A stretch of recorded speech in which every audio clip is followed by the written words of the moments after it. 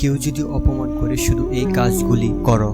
Number 1, মানুষকে সবচেয়ে বেশি যেটা কষ্ট দেয় সেটা হলো অপমান, আর তার সারা প্রতিশোধ হলো বেঁচে থাকা এবং নিজেকে আরো উঁচুতে নিয়ে যাওয়া। অপমান সহ্য করে তার মানে এটা নয় যে আমার আত্মসম্মান নেই, শুধু প্রতিবাদ করি না এটা ভেবে যে যদি মানুষ কষ্ট পায়।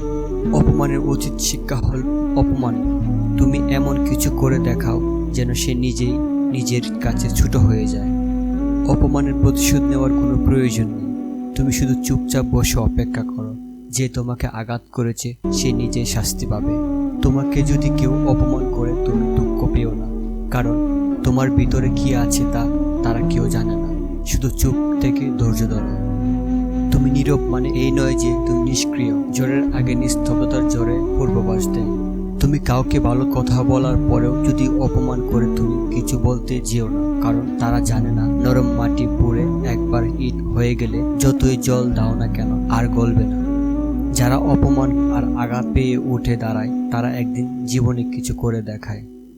অন্যকে অপমান করে কেউ কোনোদিন বড় হয়ে যায়নি আর হবেও না, বরং মানুষকে অপমান করাটা নিজ মানসিকতার পরিচয় দেয়। সময় একদিন সকলের সমস্ত অপমানের জবাব ঠিক দিয়ে দেবে।